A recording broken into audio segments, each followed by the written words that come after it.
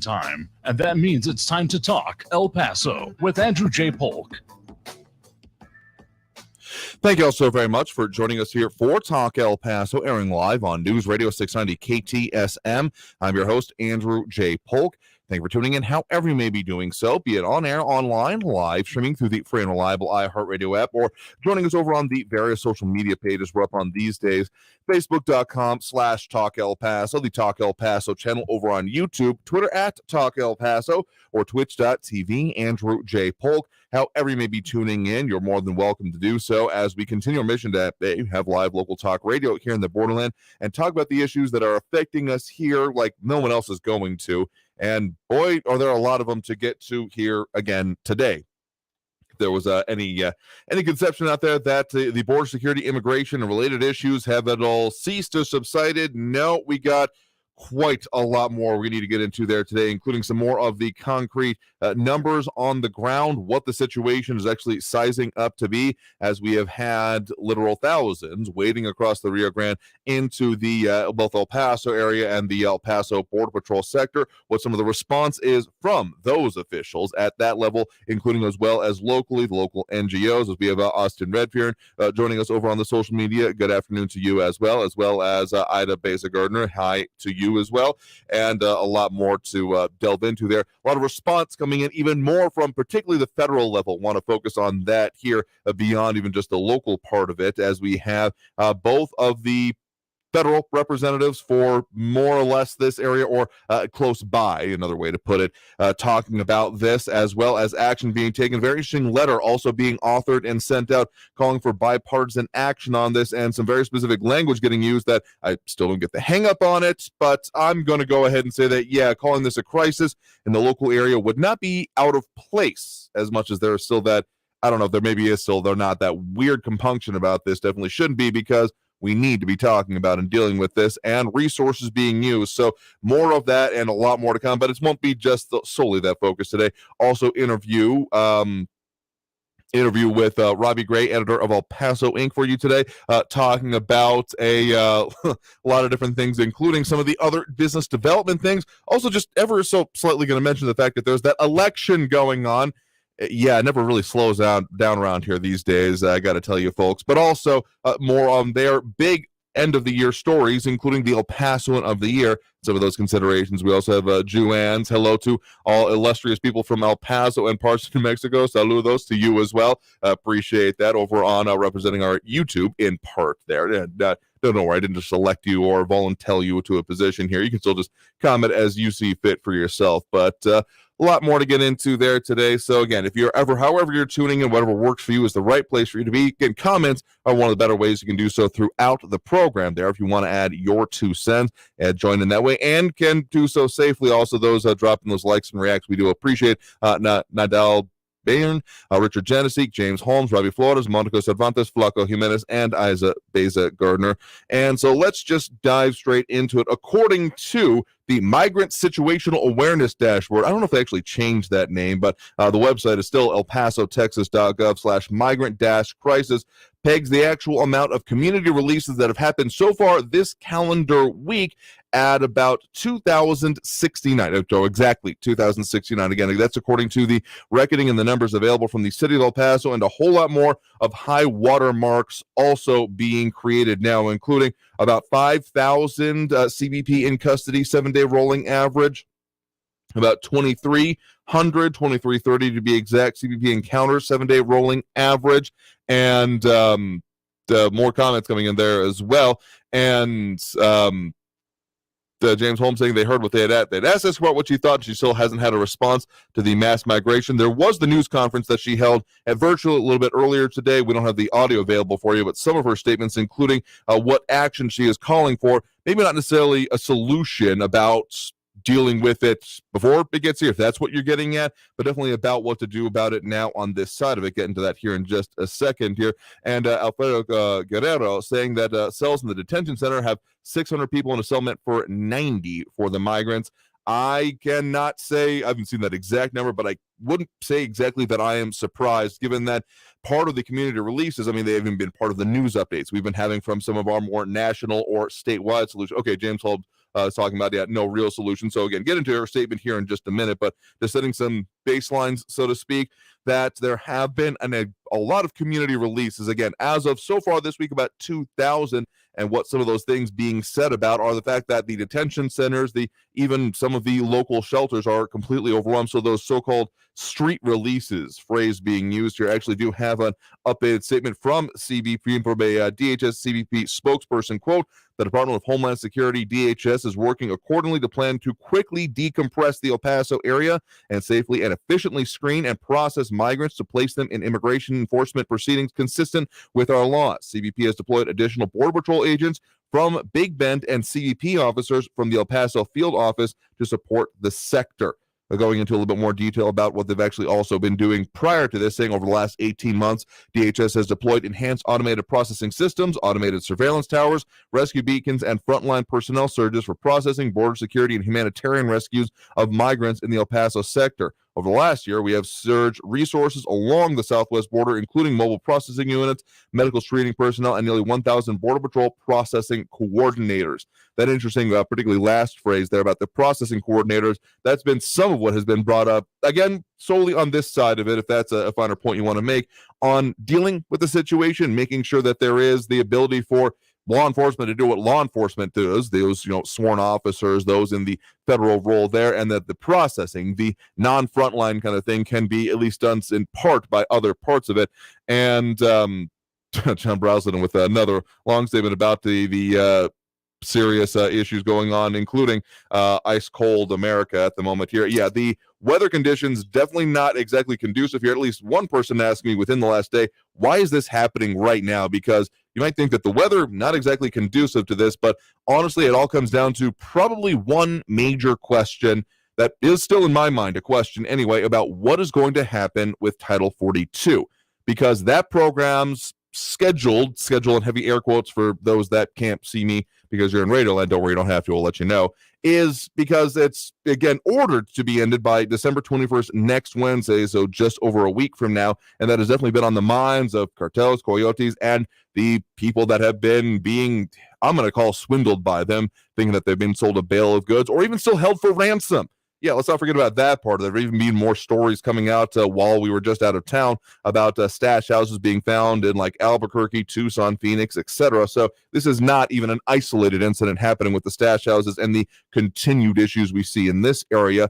But fact of the matter is that this is going to be maybe not done. But in the question about what should happen with Title 42, very interesting a couple of responses, including from, again, Congresswoman Veronica Escobar did say, I would mention that here, saying, quote, today that the extraordinarily high numbers of migrants arriving daily in El Paso has created an unprecedented strain on our community and requires significantly more federal resources as well as a broader whole of government response. Our local governments have been strained as they are asked to perform functions outside of their normal operations. NGOs are doing the best they can, and our CBP personnel have been stressed beyond anything they've ever experienced to date. While I'm extremely grateful to the Biden administration for the millions of dollars they have provided El Paso in financial support in both upfront funding and reimbursements, as well as their ongoing work with neighboring countries to address root causes, that long overdue work will not bear fruit immediately. Also going on to say that looking to include some of the potential funding issues in that FY23 omnibus funding package, the one again mentioned in that top of the hour news update. So some talking about resources and allocation for them here, but honestly, a slightly more interesting one to me is a letter sent today to the White House, signed by, well, they're not going to find many documents that I think you'd find, these being the 4 signatures on them, primarily Joe Manchin, of course, Democrat representing West Virginia as a senator, John Cornyn, Republican from Texas, as well as Henry Cuellar, a representative Democrat from Texas, and Tony Gonzalez, Republican representative from Texas, all signing on to the same letter saying, quote, Dear President Biden, we have a crisis on our southern border. Never before in our nation's history have we had experienced this scope and scale of illegal border crossings, and we remain concerned that your administration has not provided sufficient support or resources to the men and women of the Department of Homeland Security, DHS, who are tasked with maintaining border security. We are committed to enacting bipartisan legislation that will allow DHS to effectively implement policies and programs that have been revealed as critical to maintaining operational control over the southern border and do not do not involve paroling large numbers of migrants into the United States to undergo months or years-long processes. These negotiations will take time. In the interim, we urge you to do everything in your power to extend the Center for Disease Control and Prevention, CDC's Title 42 order beyond the looming December 21st deadline until Congress can act. So that's the real rubber hits the road moment for you there right at the end. Again, bipartisan group of some, well, definitely locally recognizable names as well as some national ones, asking for the Biden administration to do what it can for Title 42. Now, to my understanding, it's not as simply as just expanding it or extending it. There has to be an expansion or a major change to it there as well. And if you're calling me reading a letter from representatives, including both sides of the aisle, as pandering or fear-mongering, I'm going to need you to maybe take that up in the ballot box next time, because these are their exact words. In any case, situation is that, again, I don't believe it can just be extended. It has been ordered ended by a federal judge. Of course, there has been an appeal that has been filed against that. I think that might be seen as potentially expedited given these circumstances and situations, but I think still what it ends up coming down to is that new policy, new procedures, ultimately new laws. I absolutely agree with that part of this letter, but new laws need to be done, and taking time is I'm going to call that a mild euphemism in this case. These negotiations will take time. That's one of the bigger understatements I've heard recently, but still the idea of putting new policy in place is at least a stopgap, because sure, whether or not you think Title 42 was an effective law or not, fact of the matter is that it's kind of the last man standing when it comes to policies that have been more responsive to the current situation that we're in. Because, again, hasn't been no laws really passed within last couple of decades. Yeah, that's a problem. And not have anything new to be more referencing of the situation on the ground. Let's be honest, a lot of the laws that we end up having in the place, particularly since they haven't been really done since the Reagan administration, end up being not for the way it works now. That's the real brass tacks kind of moment here, is that previous, 90s, early 2000s, those migration patterns of, individuals, not even necessarily large groups or family groups, crossing and seeking to essentially not have much interaction with law enforcement, kind of go on, find jobs, maybe bring family here later, those kind of things that were pretty familiar when I was growing up, and to a lot of people probably in this community, not really the issues we're dealing with right now. So, given the fact that, sure, the laws that are on the books definitely still need to be enforced and dealt with, the immigration courts, removal processes, those kind of things, as much as it's a form of due process, and definitely don't want to see that abroached or bridged by any part of it. Fact of the matter is that the local situation that particularly we are dealing with here is not totally handled by the way those previous laws were formulated. So if there is going to be anything done with this besides just kind of saying, well, this is what we're going to have to deal with, suck it up, buttercup kind of moment here, I don't think that's what they're saying, but that's what it kind of might end up feeling like on this end, without some serious new action, funding, resources, etc., happening right here in this region. So with that, I have talked for quite a long time about some of the situations, and I got into some of those numbers, but there's a whole lot more to go. But we got to end up taking that first break of this hour right now. It's not all going to be focused on this, though. I'm sure we'll be talking a lot about this, a lot more other local situations, including stuff to still talk about with the local economy, economic development in the region that may not be the most burning piece of the news right now, burning headline anyway, but it still is pretty important for the long term. So we're talking about that, and also the El Pasoan of the Year with El Paso Inc. Robbie Gray, editor there, joining us here in studio. In any case, got to take that break right now, so stay tuned. More Talk El Paso after this break here on News Radio 690 KTSN. Stay tuned.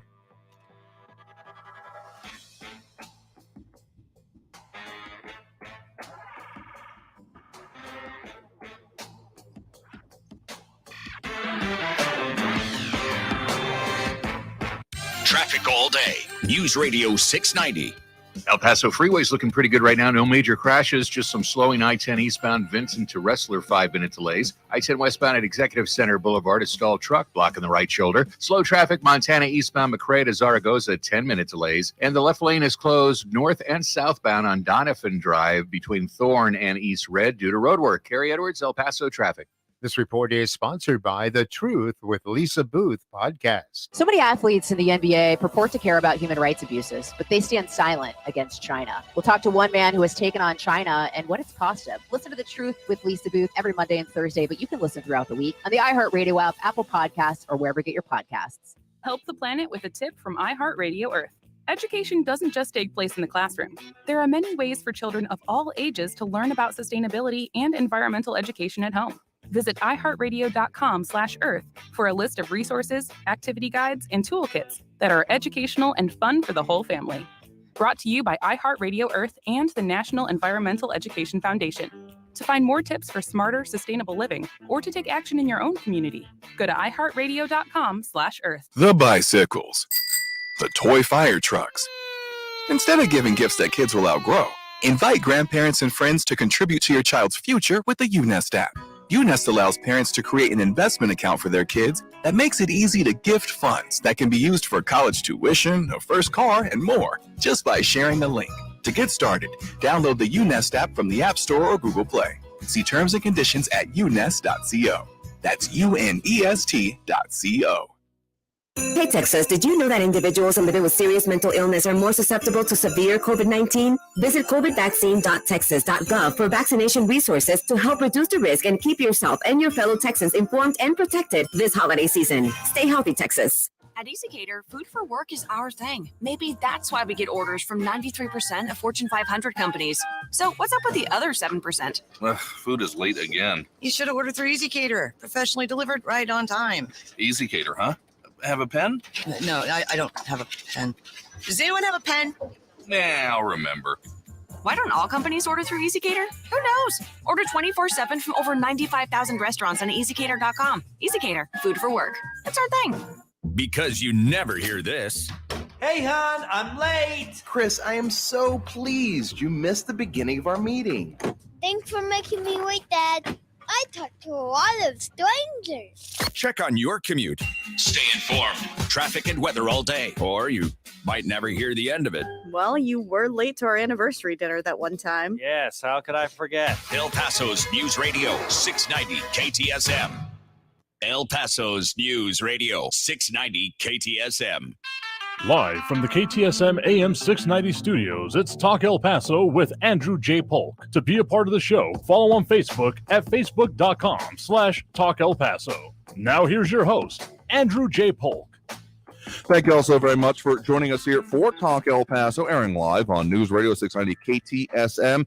I'm your host, Andrew J. Polk. Thanks for tuning in however you may be doing so, be it on air, online, live streaming through the free and reliable iHeartRadio app, or joining us over on the various social media pages we're up on these days, Facebook, YouTube, Twitter, and Twitch, either under Talk El Paso or Andrew J. Polk. A lot of local stuff we're definitely talking about here today, including, we'll be focusing a lot more on the immigration situation, border security, all those intermingled topics as we continue through the day.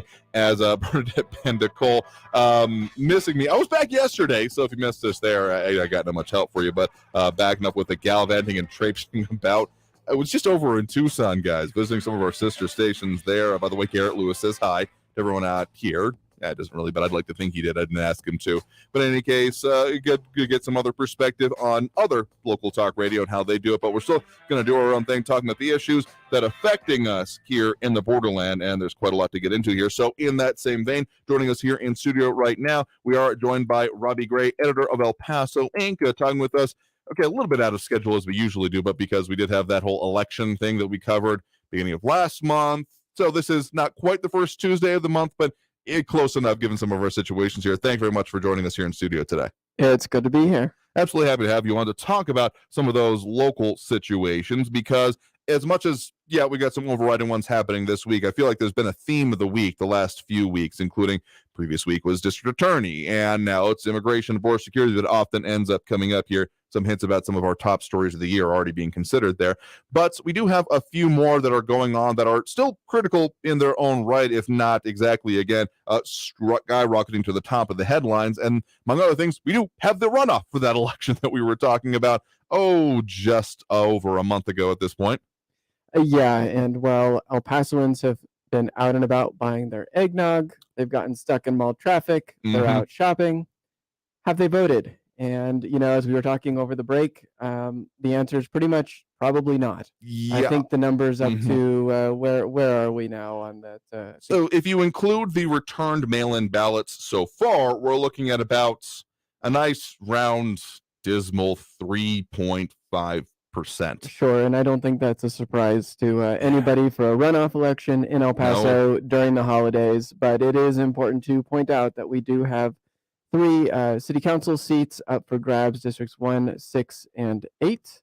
And I think, as your listeners are very familiar with, the election is underway. Early voting is going to be ending here fairly soon. Today we got about let's call it 2.5 hours. Yeah, just over 2.5 hours right now. Polls usually end up closing at 7. It might be different in your exact location. They're not always the strict 7 a.m. to 7 p.m. thing. It will be on election day, which you still have your chance there in case you've completely forgotten about this. I know we haven't harped upon this nearly as much as maybe we originally intended to, but other topics have intervened. Election day is actually going to be this coming Saturday, so you still got your chance, even if you're not able to make it out right now. But a lot to go into there with the elections, including, again, that districts 1, 8, and 6. That's not how you'd usually say the number. That's the way I think of it, because you go District 1 in the far west of the county here, District 8 close by it, and then District 6 on the kind of opposite side of, well, the city of El Paso, not quite the county. And so that's the way I think of it geographically anyway. Yeah, that's right. So if you have the opportunity to go vote, go out and do that. Elections are underway, but I understand that people are distracted by other things like the holidays and big news headlines. Yeah, but just as an appeal here, and then one I'm not going to drag Robbie into, that some of these situations involving the local response to the immigration situation will be decided by these city councilors going forward there. So please make your decisions if these or any of the other issues we've talked about are important to you. But yes, going on right now. And again, the bang for your buck of your vote is going to be serious. I mean, you got a better chance here. You're 1 out of 3.5%. I mean, there's only 160,000 people that apply for this one in any case, given the limited districts we're talking about, as opposed to city, more or less citywide with some of the other propositions and things on the ballot. So keep that in mind to go out and do it, but not just to harp on elections as much as I could definitely do a decent chunk of a show solely on that. There are some other important and interesting things going on, including, of course, El Pasoan of the Year, which we will get to here. Probably talk more about that next segment. But at least one other thing I wanted to mention here as what's been going on with some of the economic development in the region from one of your most recent editions here about some more consolidation, more buying up of dealerships by the Casa Auto Group here. But even before that, there's been more movement on the regional manufacturing movement, that either reshoring or nearshoring kind of situation. Maybe not exactly the case for the Danish company that you all were talking about recently, but close enough. They're looking to kind of, compress their close to us domestic supply lines, not for them domestic, close to the U.S. anyway. They're wanting to get closer to that market here. And so one of the many companies that we've talked about over the last 6 months to a year looking to just get closer to the U.S. market by going right across the border from us. Yeah, so speaking of shopping, I mean, those products have to get here somewhere for all sorts of different industries. And while things are starting to slow down a little bit as we get here to the end of the year and everything, it has not slowed down for industry and business. There have been plenty of jobs announcements, and there's the Danish medical device maker that you mentioned. It's erected a factory to be closer to its North American market in Juarez. It's big. It's 323,000 square feet, and they expect to create between 2,000 and 3,000 jobs as it ramps up over the coming years. So that is one of the, again, many that we've talked about here, continuing trend. I feel it's fairly fair to say at this point, because, and this is Ambu A/S is the way the company is styled there. I'm probably not saying it exactly phonetically as they would. Yeah, and they make, this is for the medical device industry. So I think the number I pulled up here was they reported selling more than 1 million single-use endoscopes in 2020. So they make a lot of those. This factory here is going to be one of their major factories and employ a lot of folks in Juarez. And of course, any sort of economic growth, job growth over there always translates over here as well, as we have the warehousing operations and the economy. Absolutely. But they're not the only recent announcement. We have some other job announcements. A company called Sentry Insurance. Recent announcement, Wisconsin-based company. They're going to be bringing a bunch of jobs here as they open up a center. And they are hiring as well. That's set to open in 2023. And then probably the oddest one here is a maker of absorbent pads, and these are the pads that you see at the bottom of the meat package. Yeah, that one, if you do it the way I have done, you got your ground beef and you just take the plastic styrofoam carton. You take the plastic off the styrofoam carton, you just kind of dump it in there. It's that weird thing on the back of it that you want to make sure you don't leave in the pan. Right. So this company is called Novapax. Mhm. It's building a large facility here, going to be one of their major facilities. $50 million investment, 130 jobs over time here. And one of the executives, I think, put it this way: when you buy your meat at the grocery store, there's usually an absorbent pad underneath it. And more than likely, this is our absorbent pad. I think they have about 80% of the market. Well, yeah, that was a surprising number for me here, knowing that I guess I assumed it was made in a different way here than it actually is, but apparently one has more or less cornered the market, and they'll be looking to set up operations here. So somebody's got to make it.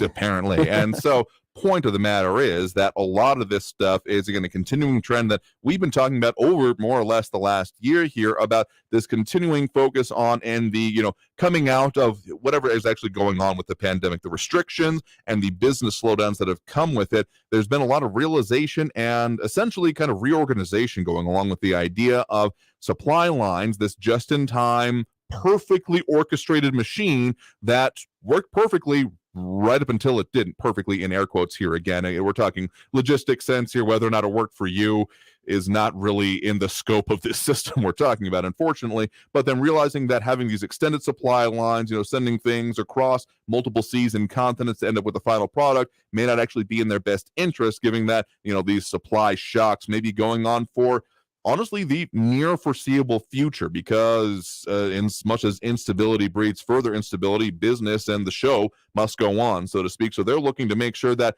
kind of hardening in a way, but also just getting it closer to it, because as you know, ships weren't allowed to dock, layoffs happened, the supply things with trains going on. You also locally. have like the COVID zero policy in China that disrupted factories. And kept a lot of ships docked and not moving. The upheaval there. You have the increase in cost of labor in Asia.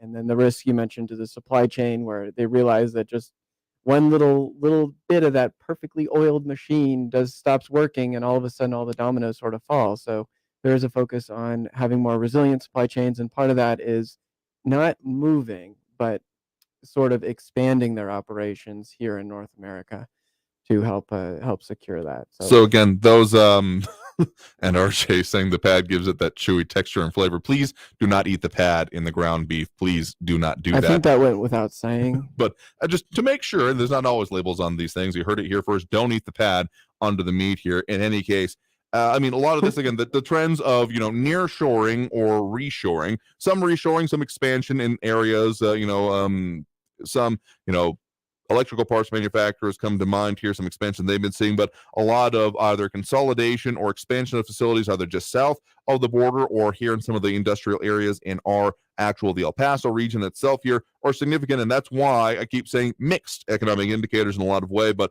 why I still remain very fascinated. And we'll keep talking about that here. So again, guest right now is Robbie Gray, editor of El Paso Inc. We got to take that next break right now to come back, talk more about some of the big end of year reporting, including El Pasoan of the year. So stay tuned. More Talk El Paso after this break here on News Radio 690 KTSM. I'm your host, Andrew J. Polk. Phone calls a little bit later, as we usually do. And also, of course, comments going on. Pop some more of those up here, including some questions about what's going on with the election. So all that and more. Stay tuned. Talk El Paso after this break here on News Radio 690 KTSM. Stay tuned.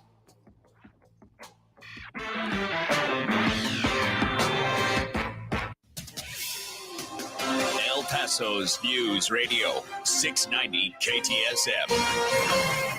Hello, everyone. This is Robert Olguin with your KFOX 14 News Update. Early this morning, El Paso police cleared out about 24 migrants who had slept in the Union Plaza parking garage overnight. Police told the migrants they had to leave because they were in violation of a city ordinance. The migrants who spent the night on the streets in the freezing temperatures were part of the nearly 1,000 migrants who have been released from federal custody over the past few days. The Border Patrol says the so-called street releases are necessary because their detention facilities are beyond capacity. The city's homeless shelters have also said they've run out of room. As temperatures continue to drop, El Paso Animal Services reminds pet owners to keep pets safe and comfortable as a result of the freezing temperatures we'll experience over the next several days. If possible, Animal Services says you should bring your pets inside. If they're outdoors, make sure they have proper shelter and provide them with dry blankets and rotate those blankets to make sure they're dry. This has been your KFOX 14 News Update. I'm Robert Olguin. News Radio 690. Traffic all day. On Gateway South at the Hercules Dyer exit, a stalled vehicles blocking the right lane. Slow traffic on the 10 eastbound Vincent to Wrestler with 7-minute delays. 10-minute delays on Montana Avenue eastbound from McRae out to Zaragoza. And a disabled vehicle still blocking the right shoulder I-10 westbound at Executive Center Boulevard. Carrie Edwards, El Paso traffic. From the CBS 4 Warm Weather Center, I'm forecaster Vanya Castillo. Well, we are in for a much colder day here in the borderland, looking at a high of 50 degrees in El Paso, 47 in Las Cruces, as we did see a cold front move in yesterday. We are going to also be seeing that 20% chance for rain sticking around throughout the rest of the day. By tonight, most of that rain does make its way out of the area. We are, though, going to be replacing it with some wind. Expect 20 to 25 mile per hour winds with gusts of up to 35 miles per hour.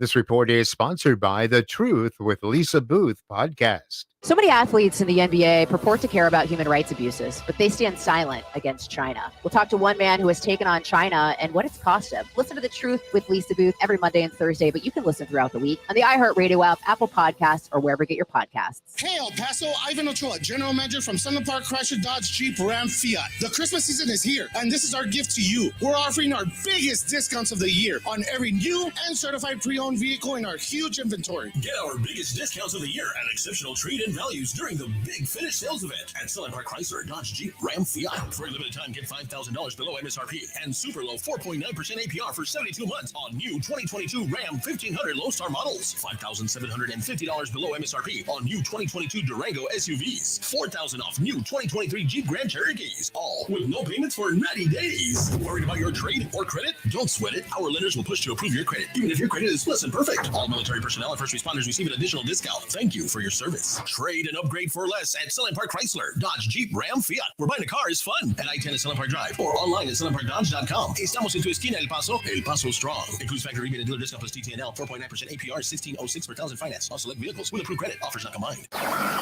With an open channel, I guess just try to keep channels open. we welcome open-minded individuals I try to keep an open mind to all issues. with open arms I think we need to always have our eyes open. for open conversation. And when you open the iHeartRadio app, you open a whole new world. Wherever you are. What should America do about immigration crisis? I guess open the borders, but at the same time, check everyone that's coming in.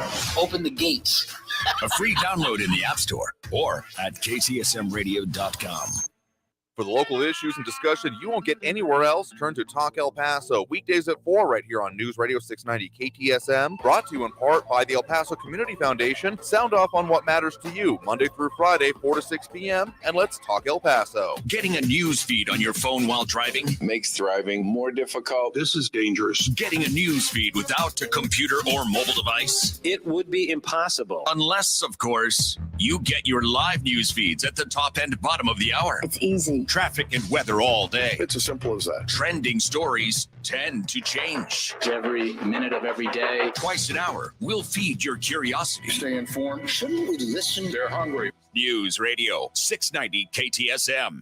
Bring home the love of a pet to your family this holiday. At the Petco Love Make More Merry Mega Adoption Event this weekend, adoption fees are waived and special Petco offers. Find a participating shelter or Petco near you at mega-texas.com to adopt a pet. This report is sponsored by Petco Love. Add the love of a pet at mega-texas.com. News on the hour and a half. Traffic and weather all day. I don't watch television, so I get all my news from you. News Radio 690 KTSM. News Radio 690 KTSM. Live from the KTSM AM 690 studios, it's Talk El Paso with Andrew J. Polk. To be a part of the show, call 915-544-KTSM or follow on Facebook at facebook.com/Talk El Paso. Now here's your host, Andrew J. Polk. Thank you all so very much for joining us here for Talk El Paso, airing live on News Radio 690 KTSM.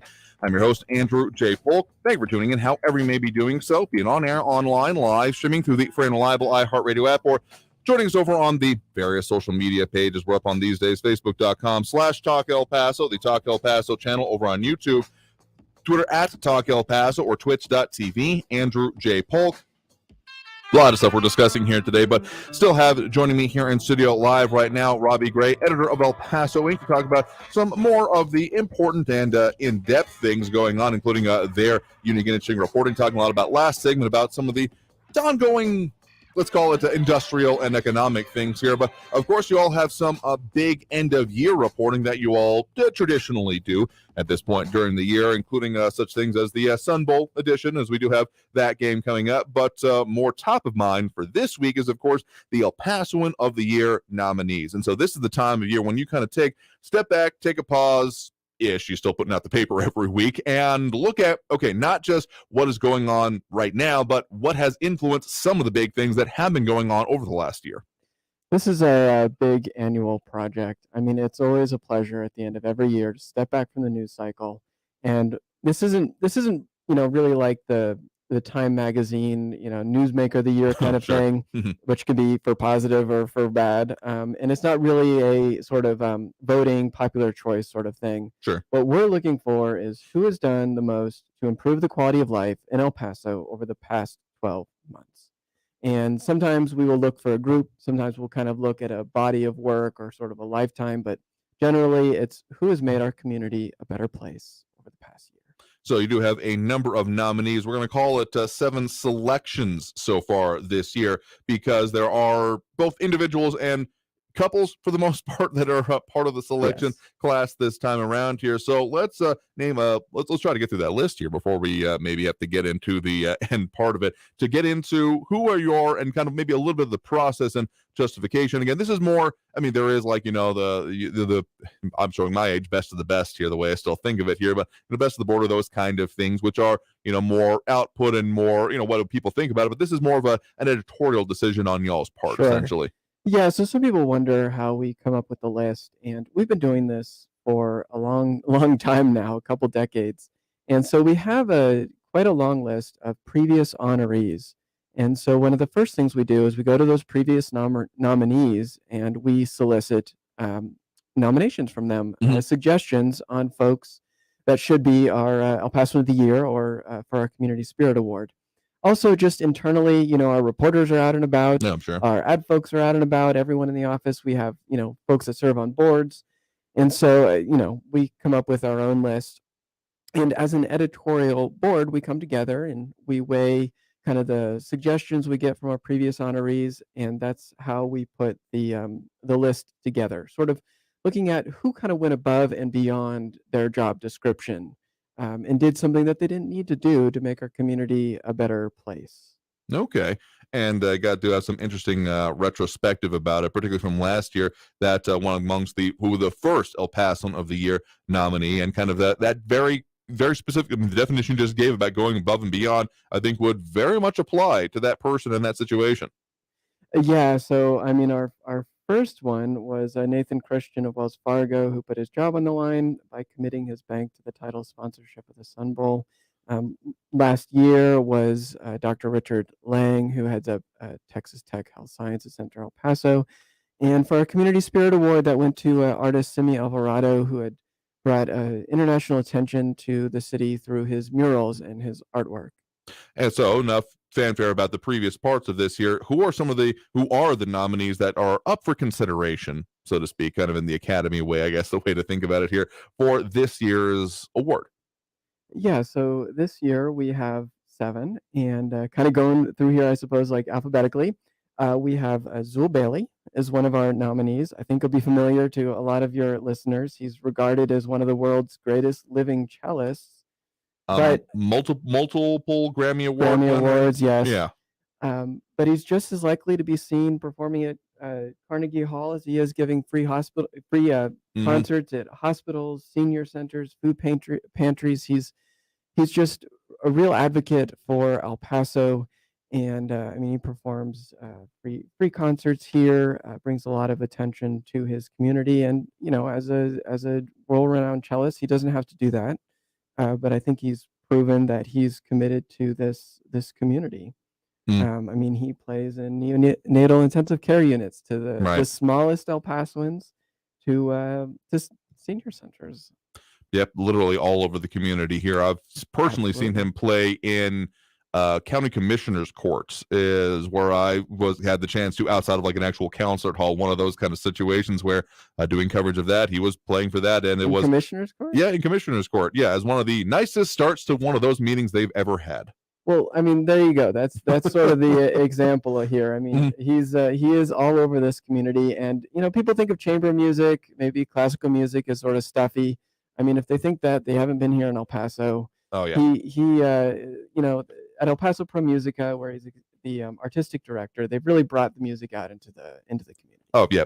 Again, anyone who knows about it would have seen that. If you haven't experienced it, definitely encourage you to go find it here. So he's the first of the, again, alphabetical nominees, ironically enough, based on last name, because the first name, of course, is Zool with a Z, but going last name in this case. Yeah. So next we have Catherine Brennan, and she has been really, this is sort of a body of work sort of nomination here. I mean, her efforts go all the way back to the 70s and really before, as a co-founder of the El Paso Community Foundation. And anybody who has been to the Plaza Theater will appreciate that. The Community Foundation was very involved with preventing the theater from becoming a parking lot.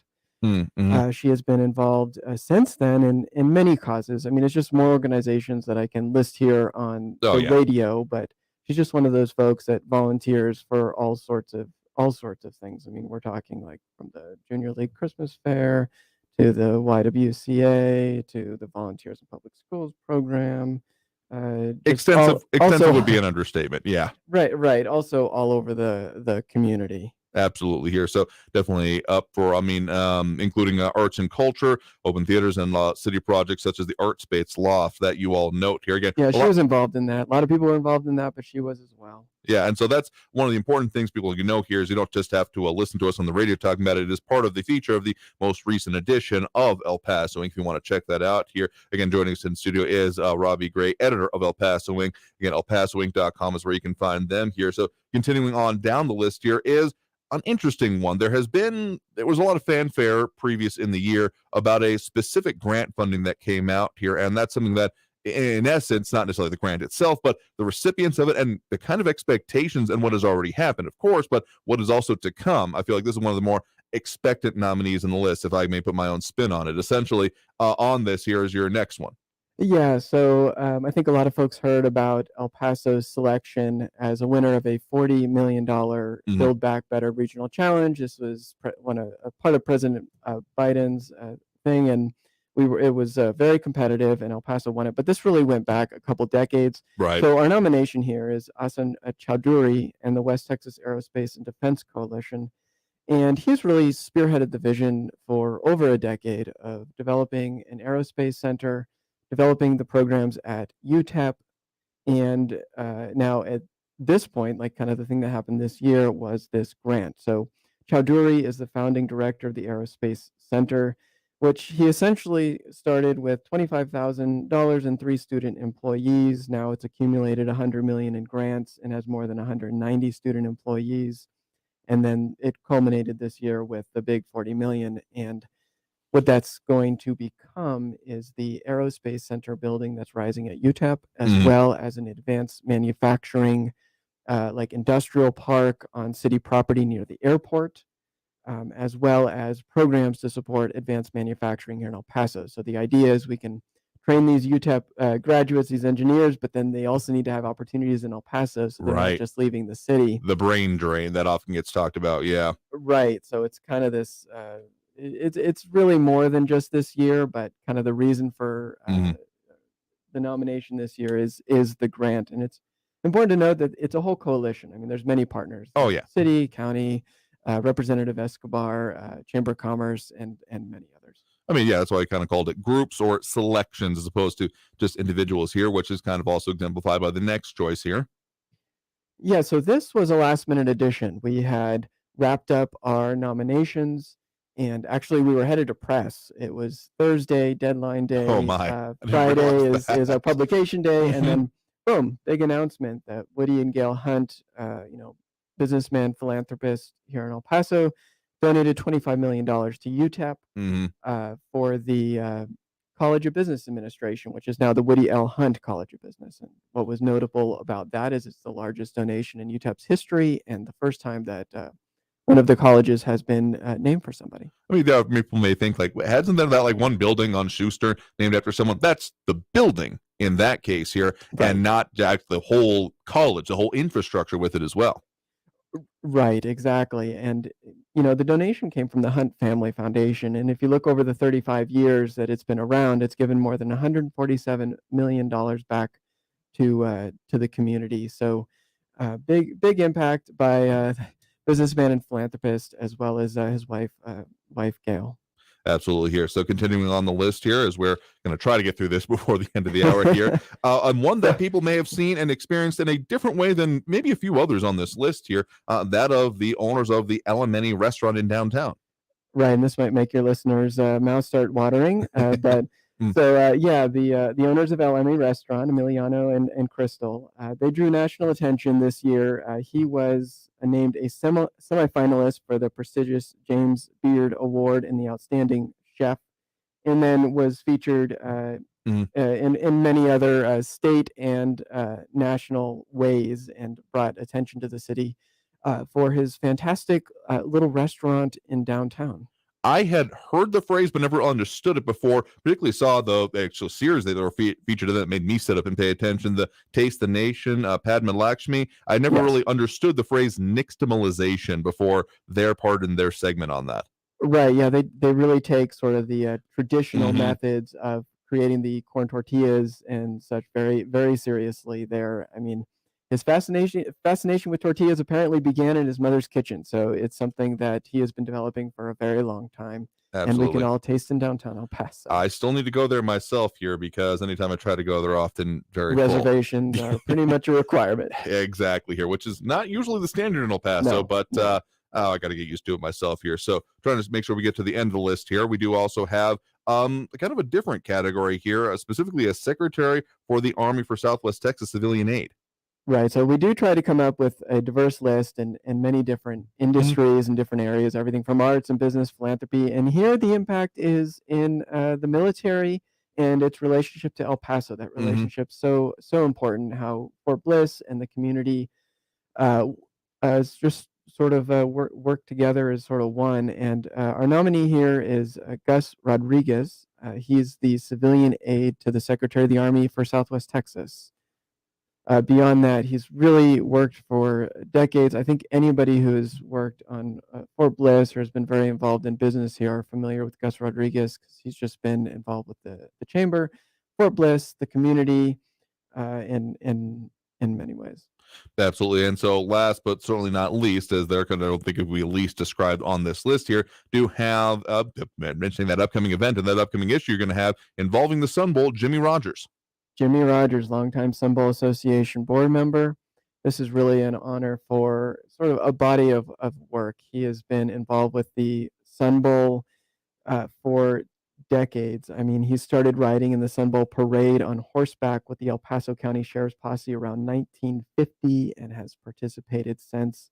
For over 50 years, he's contributed to the minors in UTEP athletics, starting in 1968 when he was the UTEP Touchdown Club president.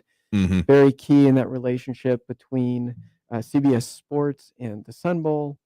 I mean, we can really go on and on here. The list is very long. It's a lifetime of commitment to the Sun Bowl, as well as the Hospitals of Providence. He worked on that board for a very long time as well. Absolutely. So again, that's the list in its short form, the full write-ups, the nominees, and all of their qualifications over in the most recent edition of El Paso. And again, of course, some of these decisions will be coming up very shortly, right? That's right. So we announce it in our December 25th issue, our last issue of the year. It'll be on the cover. Absolutely. So stay tuned for that. And so we'll be talking with you before that, but I'm sure we'll mention it as it comes up here and revisit with you in the new year there as well. Joanne saying great work to all nominated. Absolutely. A lot of local accomplishment noted there. So again, guest right now has been Robbie Gray, editor of El Paso Inc., delving into the many specifics and important things going on both in the region, as well as their reporting here today. So thanks for checking in with us as we do usually first Tuesdays of the month, slightly different for the season that we're in right now. But thanks for joining us here in studio. It's been great to be here as always. Absolutely happy to have you on there. And so with that, we'll go ahead and take that next break and go ahead and open up those phone lines. I think we'll be going to straight through the top of the hour here at this point. But if you want to get on that line, add your 2 cents, or continue the comments, you certainly can. But if you want to call in, the number to call is 915-544-5876, 915-544-KTSM. Back after this break with more Talk El Paso here on News Radio 690 KTSM. Stay tuned.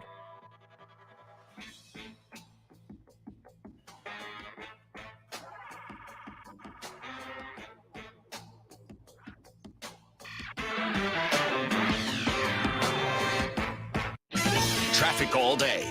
News Radio 690.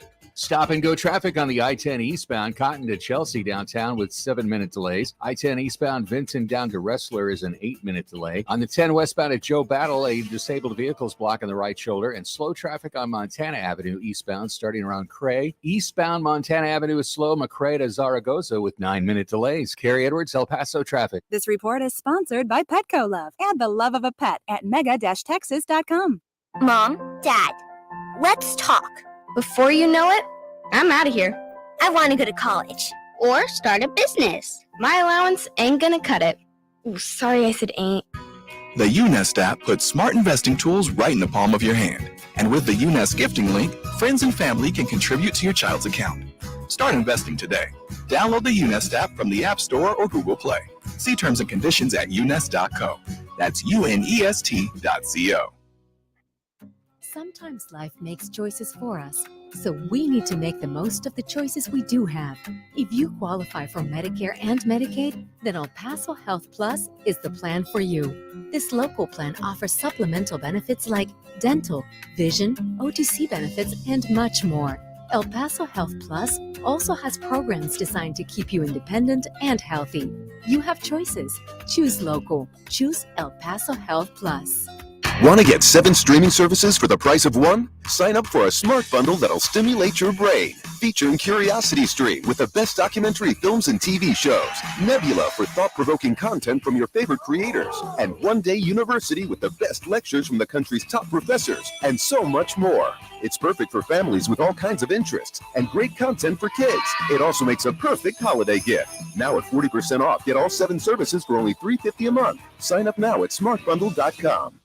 Hey, Texas, did you know that individuals living with serious mental illness are more susceptible to severe COVID-19? Visit covidvaccine.texas.gov for vaccination resources to help reduce the risk and keep yourself and your fellow Texans informed and protected this holiday season. Stay healthy, Texas. Have you been naughty or nice this year? Cash don't care. At Jackson Hewitt, you could still get up to $4,500 for the holidays. Some bucks now, more bucks in January. So be naughty. Snap up all the ginger snaps. Wear a pretty sweater to an ugly sweater holiday party. You could still get up to $4,500 when you go to Jackson Hewitt today. Details at jacksonhewitt.com. Eligible clients can get up to $1,000 in December and up to $3,500 in January. Loans by Republic Bank and Trust Company. Finance charge may apply. How do you prepare for the unexpected? To find the answer, we tell the story of the Nelms brothers, 2 farm boys turned filmmakers that went to Hollywood and came up with an idea that was so good it attracted Hollywood royalty. Listen to the story this week on Red Pilled America, anywhere that you get podcasts. That's Red Pilled America. Traffic all day. News Radio 690.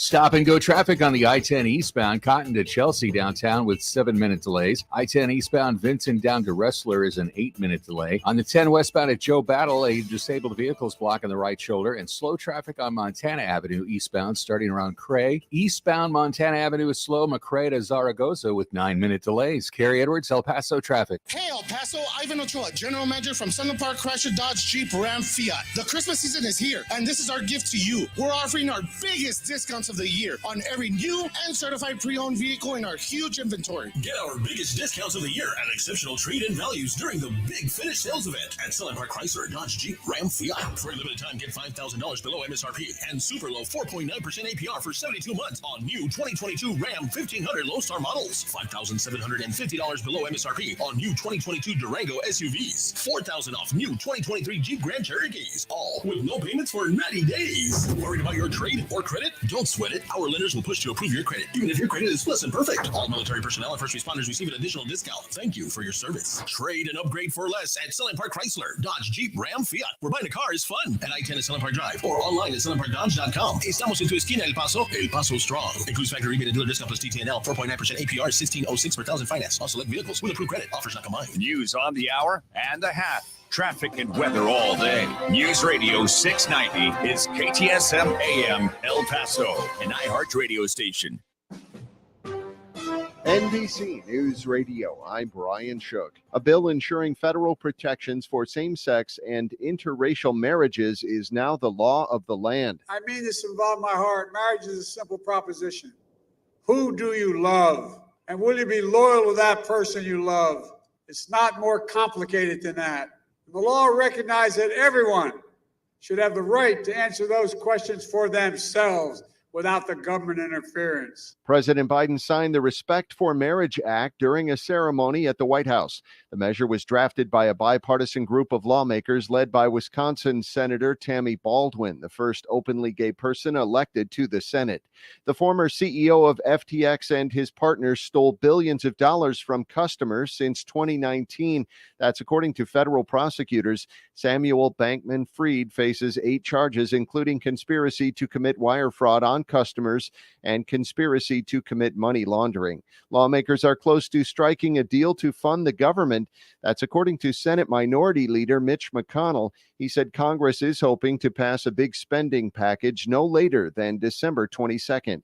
California schools could soon have Narcan on campus to prevent overdoses. The legislation, AB 19, comes after fentanyl killed 224 teens aged 15 to 19 last year. The bill would require all public K-12 schools in the state to have at least 2 doses of Narcan, or a generic version of it, on every campus. Narcan is a nasal spray, and it's used to treat a narcotic overdose in an emergency. Fentanyl can be fatal and taken without even knowing it when it's hidden in other drugs such as oxycodone and Adderall. I'm Dina Kodiak. Wall Street is closing modestly higher after the release of new inflation data.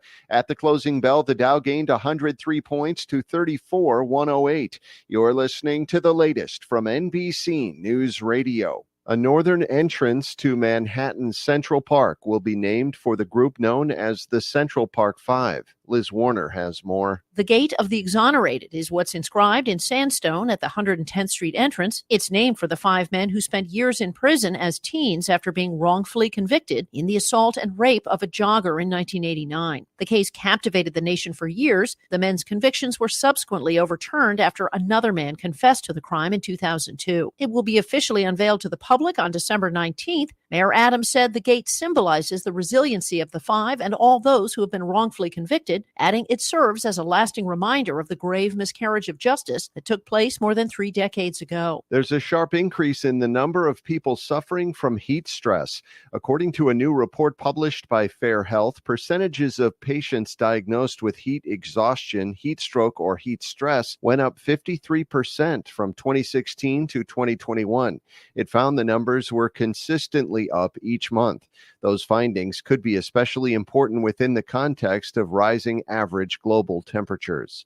WalletHub is out with its list of cities that have experienced the most inflation over the course of a year. The city at the top of the list is Phoenix, Arizona. Consumer prices increased more than 12% in that market. Phoenix is followed by Atlanta, Miami, Tampa, and Seattle. The market area with the lowest inflation, where prices have risen about 5 1/3% over 12 months, is Minneapolis. Other cities with relatively low inflation include Los Angeles, San Francisco, New York, and Washington, D.C. I'm Phil Hewlett. Janet Jackson is hitting the road next year. The singer announced her Together Again tour that starts on April 14th in Hollywood, Florida, and wraps up on June 21st in Seattle.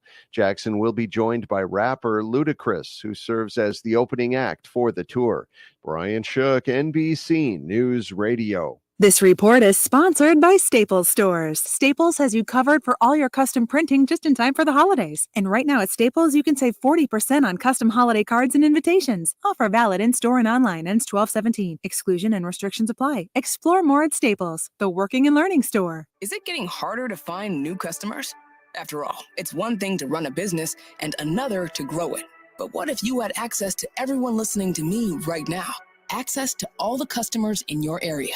As the #1 audio company in America, iHeartMedia gives you access to all the customers you need to grow at a fraction of the cost of digital, video, and social advertising. Get started today. From your cell, dial pound 250 and say keyword great results. That's pound 250 and say great results. This holiday season, don't forget about you. The free iHeartRadio app is filled with everything you want to hear. And best of all, it's free. That means you can listen to this station while you're dashing out to the store because you forgot something. Again. Gum is a stocking stuffer, right? Or grab your headphones and escape inside a podcast for a little alone time. And finding one you love is easy. Like buying a gift card because you're out of ideas easy. Give yourself the gift that keeps giving all year long. Download the free iHeartRadio app for all the music, radio, and podcasts you love. iHeartRadio.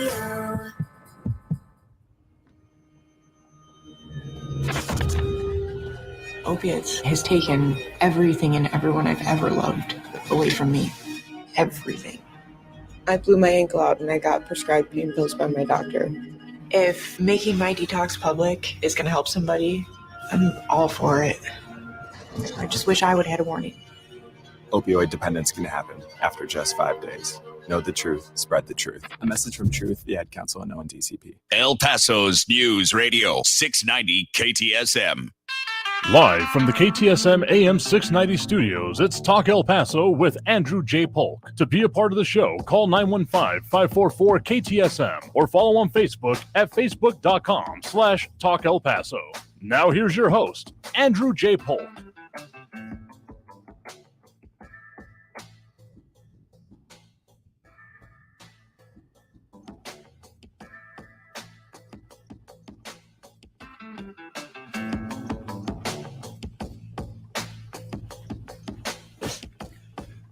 Thank you all so very much for joining us here for Talk El Paso, airing live on News Radio 690 KTSM.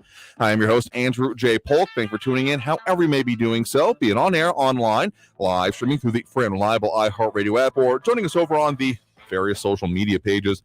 We're up on these days, facebook.com/Talk El Paso, the Talk El Paso channel over on YouTube, Twitter at Talk El Paso, or twitch.tv, Andrew J. Polk. A lot of conversation going on those pages. Definitely the Thunderdome of comments, which I guess I haven't referred to much lately, but that's kind of always the underlying premise because, let's just say, as much as consensus, building agreement is a nice thing, it can be fleeting sometimes, but delving into the details, really getting into the discussions is an important part of maybe eventually someday getting there. I make no intimations that I'm the one who's going to be able to do it here, but hey, at least I'd like us to get back into the art of actually talking about things, debating what is important to us, because if you are not, assuming that everyone that disagrees with you is wrong and can never be right and is morally wrong at the very base level, good luck. I'm assuming you're fun at parties, and otherwise we're going to keep having the discussion about the things that do affect us here in the borderland as we do Monday through Friday. Fridays are free for all day, so just kind of as a reminder there, Friday seems to have been seeping out into the other days more often. We got plenty of big, huge, monumental things affecting us here in the borderland, and we're going to focus on those during these parts of the weeks here. So again, thanks to Robbie Gray, editor of El Paso Inc., for visiting with us as we do usually most first Tuesdays of the month here, but we've been a little bit off schedule. Probably will be through the beginning of the next year just because, that's how these holiday schedules work out, elections, etc. But appreciate him coming in to talk to us about those things, as well as some of the big stories and their year-end reporting. Again, look for their special Sun Bowl issue, particularly if you're going to be heading out that way. But of course, we do have those phone lines open right now as well. If you're wanting to get on the line, to add your 2 cents, to add your participation, be part of the discussion, those kind of things. Again, a lot of comments coming in over on the social media, including Matt Olson, John Brazelton, Amber Banda, Iron Graham, Nidal Baim, Richard Genesee, James Holmes, Robbie Flores, Monaco Cervantes, as well as Ida Beza Gardner and Eric McNabb. There's a lot of discussion to be had there, but those phone lines again, 915-544-5876-544-KTSM. They're full up at the moment, but if you want to squeeze on a little bit later, that's the place for you to do so here. So let's jump right back in those. Well, okay, one thing before I jump back into there. As much as there was the visit from DHS Secretary Alejandro Mayorkas coming through our region today, and was aware of that actually coming up before this point, had been given some indications that it might be coming, but it wasn't the availability because of the current situation that there would have been previously if there were some consternations brought up by I think it was RJ a little bit earlier. I think it was. And also his point about how did anyone ask about Mayorkas, what it was going to do? Some of the things that actually have been announced as of today, just the headline here of the news release dated today, DHS to address life safety, environmental, and remediation requirements for border barrier projects in San Diego, Yuma, and El Paso. That specifically has authorized, again, the Secretary, Alejandro Mayorkas, authorized U.S. Customs and Border Protection, CBP, to move forward with activities necessary to address those specific things, including specifically close out or remediate those turned over to DHS by the Department of Defense military construction projects from the 10 USC subsection 2808. And so a lot of different construction and things, including to completing and or installing drainage to prevent flooding, installing or completing permanent erosion control, completing prior construction of patrol maintenance and access roads, remediating temporary use areas, and disposing of residual materials, enclosing small gaps in installing gates that were only partially installed or complete. That's maybe not exactly a central part of something going on in our region right now with the current influx we are seeing, but more specifically, it is something that is, well, that's where the crossing points are. Again, if that's the one that I'm 90% sure of, having not been able to get out of the office long enough to go and look at it myself recently, and relying on some of the reporting from both regionally, nationally, and from our news partners there at KFOX 14, it looks like it's that area where there is a gap, so to speak, right under the before the Santa Fe Street Bridge and Paso del Norte Bridge, kind of near Spur 1966. So that's an interesting one here, but still a lot more details and information coming in about that, including what you heard from our news partners there about some of the sleeping situations happening on our streets and in parking garages in the area, and also how the shelters are at capacity after the influx of community releases so far marked this week by the city of El Paso, a couple of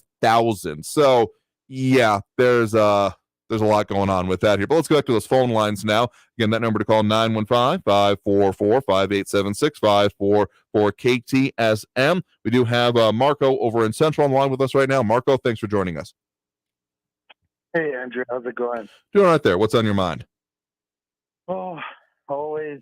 There's a lot, but I'd like to call you when I have enough time. So fair enough. Let's go ahead and hit it from the top. What is it to say? Let's see. We'll start with Russia. It came out that basically the United States is lobbying long-range missiles into Russia, hitting their nuclear sites and hitting their air bases where they have nuclear bombers on the ready. Most people wouldn't realize that because the news doesn't say anything of that. You'll have certain people come out and say things, but it's so innocuous that you just pass it as just people talking.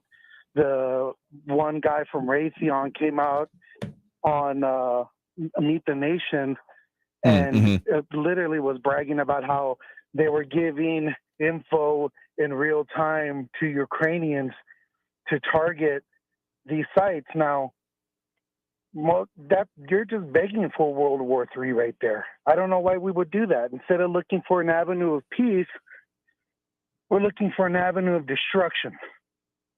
Secondly, this is the tragedy in this city, and it's a microcosm of the rest of the nation. Okay, I know I rag on Democrats a lot, but Democrats are evil, and they're heartless. You think the mayor of this city would get off his ass and open up that county coliseum and start getting people to go in there and sleep because it's about to be cold? You know what he does? He doesn't do a damn thing. And then I know you talk about our low vote turnout, but when you have leaders that are like this, people just don't care. They don't give an F. They literally just see the bureaucracy as a leviathan just grinding on, and people they either lose hope or the politicians are lucky because of the passive nature of El Pasoans. And really, we are in a lucky state because El Pasoans are truly passive people. This is why the violence here is nominal. This is why, many El Pasoans keep them themselves. But there comes a time where we need to state, hey, guys, we got a lot of people that are being made homeless. Okay, they're not migrants. At the moment they're on our streets, these people are homeless. And not only are they homeless, this is the heartless part of it. Because, I own a business downtown. I own a restaurant. And you know this. I've told you guys before. You know what's sad? I see all these homeless people walking around, no blankets. I'm not rich, guys. I seriously try my best. I'm giving these people blankets. Because nobody gives a damn about these poor people. They're literally walking around. I've seen kids, families. These people they're like, come on into America with nothing. And they don't care. They say, I don't know what the end game is here. I seriously don't. Because it's like you rarely see these, you'll never see these pictures on ABC, NBC, Fox, about the line that's forming to get into El Paso from underneath the bridge. You'd never see that anywhere. Why? Because they don't give a damn. Because it's like, again, what's the end game here? Do I need to go Alex Jones, put on the tinfoil hat, and try to theorize what's going on? Because America is enthralled with the conversation of Ye saying, I love Nazis, while Russia is telling you we're going to nuke the world. You guys are pushing us to the brink, and people are so enthralled that Ye said he loved Nazis. I'm a freedom of speech absolutist. And I've always said this, speak your mind so I know the piece of garbage that you are. Don't hide, because I'd rather you say what you want and I know. But the city council, and I'll leave you with this, and the mayor, they better get off their ass. And they better open up that county coliseum if they have a heart. And I know they listen to this show, because if they don't, I promise you, I'm going to hook up with the groups that are in El Paso, and we're going to start giving out the addresses to all of the people that represent the people in El Paso, and see how you like it when we start siphoning people to your homes. Let's see if the Democrats truly have compassion for the migrants then. All the Democrats talk about compassion. Well, you know what? Open up your homes then. Let these people in. Because if you don't want to do that, then open up the county coliseum and let them stay someplace where it's warm, instead of just throwing them out in the gutter. Because you know what? I didn't hear this, by the way, on anywhere in El Paso. A building burned down down here in El Paso. Okay? You know why it started? Because some homeless guy started the dumpster because he's cold. And he burned the building down. Congratulations, Mayor. How about you get off your... I swear, if this was a internet radio, I'd be cussing up a storm. But I appreciate you holding back for the moment. Human filth. If you don't have the compassion to open up that county coliseum, because it's just excuses. Have a heart and let these people in so they can stay someplace warm instead of just being a poser. Thanks, Andrew. Yeah, sure thing. Thanks for the point in the call here. I mean, I appreciate the passion and the form it comes in here. Just as a technical note for you, I mean, there is, of course, the county coliseum is managed by the county, so that would be a decision need to be made by the county commissioners. I think you're taking local leadership, be it city or county, kind of an aggregate here, which I can certainly understand here, but let's be specific with it here. I think that there are some, like the Welcome Centers facilities, there have been temporary ones set up in the past, and there are, of course, some sizable areas that the city does have control over here. So I'll take your idea in general of need to open up more emergency shelters, because we've had, as again reported on by our news partners there, literally people sleeping in parking garages overnight. Not exactly a good thing. I will caution you strongly against doxing anyone. That is of course, putting out of someone's personal information. Now, technically speaking, elected officials, their information along these lines is public information. You can find it whenever it's listed on their actual campaign filing documents here. So it may not exactly be their home addresses, but there is certain verification that has to be done that they actually do live in the areas, and some of this is public information. So that is so much to say is that we do have serious situations. And we did talk about that situation and the fire that happened in downtown El Paso that did have some hot spots actually going on with it. As reported on by our news partners there at KFOX 14 today, firefighters continue to put out hot spots after fire destroys shoe store in downtown. That's the J&J Shoes warehouse we're referring to there. They're on a block of El Paso Street near Holland's retail store.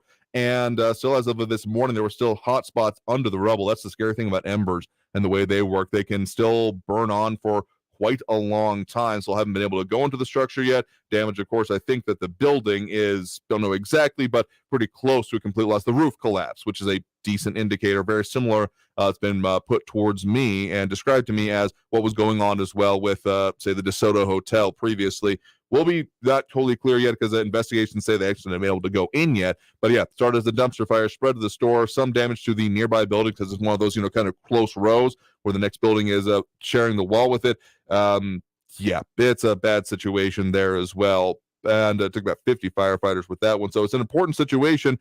And as we're looking at that, have seen pictures of the line you're referring to there on the banks of the Rio Grande where small fires, essentially from brush, have been set that people were standing around as they were waiting to be processed by CBP and Border Patrol over the last couple of days.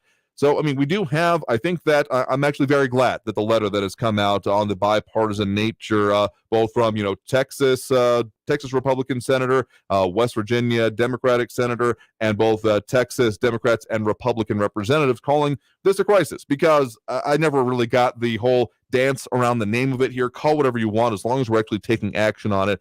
And if this is what takes the push come to shove, I guess I'll take that as a positive, even if the whole situation overall, it's hard exactly to find silver linings at this point in time. So, also to your first point there on the whole Russia situation, I think referring to some drone strikes, actually, there's been a lot of information being piped into Ukraine by everyone opposed to Russia. There's no doubt that this is essentially an industrialized proxy war at this point, much reminiscent to what could have been seen at previous points during the Cold War. But I just got to say that any peace, except for the peace on the Ukrainian term, is not going to be one that I'm going to be particularly interested in pursuing, in as much as Russia does continue to saber rattle. How much more emboldened do I feel they will be if something isn't done decisively to stop this? If this is just one more, we start getting into, as much as I'm a student of history, appeasement in Czechoslovakia, and just one more piece of land. The Sudetenland, it's not that much more. Czechoslovakia, it's not that much more, kind of thing. So I got to say that I find that idea of peace at any cost being one that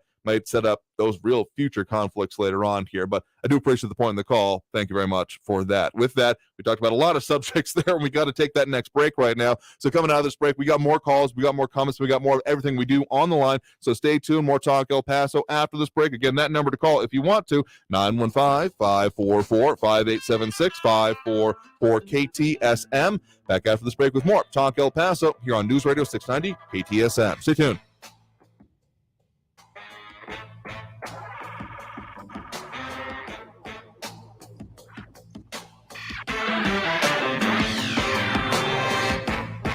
Traffic all day. News Radio 690. I-10 eastbound between Cotton and Paisano, stop-and-go traffic with 6-minute delays through the Spaghetti Bowl. Slow traffic on the I-10 eastbound Vincent down to Wrestler, 5-minute delays. A large truck still blocking the right shoulder, I-10 westbound at the Hunter Viscount exit, and slow traffic on Montana eastbound from McRae out to Zaragoza. It's 13-minute delays. Kerry Edwards, El Paso traffic. This report is sponsored by Lowe's. Where can you jingle, mingle, and find every single holiday gift? Lowe's, actually. Explore during Winterfest and find the perfect present, like a Craftsman 20-volt 2-tool combo kit. Was $149, now $99. Offer valid through 12/24 while supplies last. New on Curiosity Street. Get ready for the best of the best with our 100 Days of Curiosity, featuring fan favorite titles like Light on Earth with Sir David Attenborough. Join me on a journey like no other. Stephen Hawking's favorite places. It's a crazy world out there. The History of Home with Nick Offerman. Not my home, just homes. Other people's homes. And many more. It's 100 Days of Curiosity. And for a limited time, get 40% off our annual plan. That's just $1 a month. Visit CuriosityStream.com. The El Paso Community Foundation supports the causes you feel passionate about here in the borderland, whether it's education, social services, arts and culture, the environment, health, or economic development. The El Paso Community Foundation has been promoting philanthropy and progress in our hometown region for more than 45 years. Make your mark with us. Start a fund today for good, for El Paso, forever. Learn more at epcf.org. That's epcf.org. TotalEnergySave.org. This is a special alert to all Americans who own a vehicle with less than 200,000 miles with an auto warranty about to expire or with no warranty coverage at all. Due to a decline in the economy, CarShield is announcing a low-cost month-to-month vehicle protection plan that is now available to the public to save any driver out-of-pocket expenses on future auto repairs. Call now to find out how you can pay almost nothing for covered auto repairs. Yes, you heard that correctly. Pay almost nothing for covered auto repairs. An open phone line has been established for all drivers to call for a free quick quote. Call 800-838-4715 now. Drivers who are covered will not have to pay for covered repairs again. This protection plan is at an all-time low. Additionally, drivers who activate this vehicle protection today will also receive free roadside assistance, free towing, and car rental options at no additional cost. Call us for your free quick quote today. 800-838-4715. That's 800-838-4715. What do you have to lose? Call 800-838-4715. Again, 800-838-4715. Teens in foster care will love you, even if you don't know the lingo. Dad bod, noun. The result of the occasional donut, always washed down with confidence. Brought to you by the U.S. Department of Health and Human Services, Adopt U.S. Kids, and the Ad Council. Visit adoptuskids.org. News Radio 690 KTSM. Live from the KTSM AM 690 studios, it's Talk El Paso with Andrew J. Polk. To be a part of the show, call 915-544-KTSM or follow on Facebook at facebook.com/Talk El Paso. Now here's your host, Andrew J. Polk. Thank you all so very much for joining us here for Talk El Paso, airing live on News Radio 690 KTSM. I'm your host, Andrew J. Polk. Thank you for tuning in, however you may be doing so, be it all in air, online, live streaming through the free and reliable iHeartRadio app, or joining us over on the various social media pages we're up on these days. A lot of people tuning in, chiming in over there, dropping those likes and reacts is one of the more simplest ways we can put it right now. We do have Louis Zimmerman, Eric McNabb, Matt Olson, John Browson, Amber Banda, Ion Grimm, Nadal Bam, Richard Janicek, James Holmes, Robbie Flores, Monica Cervantes, Flaco Jimenez, and Ida Beza Gardner. A lot of conversation going on there, including Maria Kalman saying that all elections have consequences. Definitely agree with you there, particularly since there's with 3 of those city council seats not as up for grabs as they were, as this is the runoff, but your vote being maybe more significant than it usually would. We went from about 33% total voter turnout of El Paso County to about 3.5% of a subsection of El Paso County. So there were some intimations about ballot stuffing. Definitely don't condone that, but this is the kind of situation I often think about that one scene in, Charlie Wilson's War, about how he went and gathered up disenfranchised people who usually wouldn't feel they had access to the vote and were able to do so legally, but just for whatever reasons, including some of those, Jim Crow kind of things, didn't feel that they had access to it, gathered them up, gotten voted, and got the person that had, I think it was, kidnapped his dog or dog catch or some kind of thing. Anyway, been a minute since I've seen it, but says that he got them, rounded them up, and got them all to go out and vote, and just basically said, hey, by the way, can you vote against this guy? And that's the kind of thing that it feels like can happen around here sometimes, just saying there. So, yeah, there's a lot more questions that Maria also puts up there, so you can see the comments for yourself over on our social media, but there's a lot more to get into here. So again, if you want to get on that line, that number to do so is 915-544-5876, 544-KTSM. And if you call talking about voting and wanting people to go out and vote and putting out the idea of them here as anything besides encouraging people to, I mean, I have probably, just as a hint, it's probably been one of our top stories or things I've talked about the year, as disenfranchising them. I need you to get the cotton out of your ears, or the idea of what you think is happening, and actually pay attention to the issues we got going on here, because we need more people paying attention. Any case, back to those phone lines now. We do have Raul in the Northeastern line with us here right now. Raul, thanks for joining us. Hey, Andrew.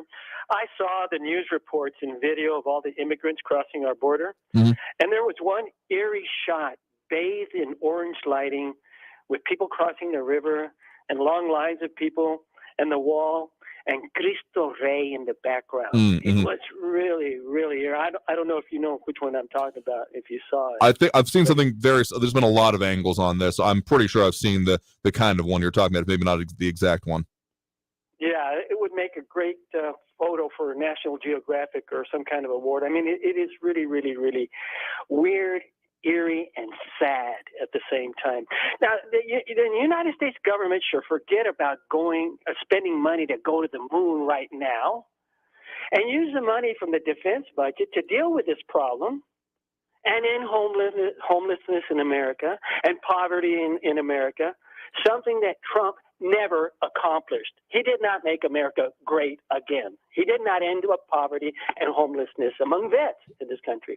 And the U.S. government should pay Mexico and Guatemala to keep people who want to immigrate to the U.S. from entering into Mexico and process asylum claims over there. It'd be a whole lot cheaper if we let them do it, and it would help them. It would help everybody. But, they just don't think that way. Now, I heard an official from Homeland Security say that the U.S. government does not possess the capabilities for rounding up and deporting the 11 million people working illegally in the United States. So when Trump said that he was going to do that, he was lying again. Now, just over a year ago, Governor Greg Abbott signed a law making it legal for anyone in Texas over the age of 21 to openly carry a gun in public without a permit or license. Now, there are a lot of messed up dudes who are 21 years old and older, for that matter, like the morons who attacked the Capitol.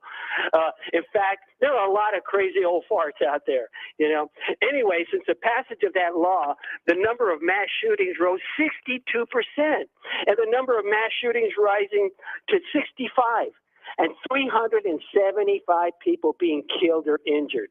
And that was a 100% increase from before the permitless carry law was passed.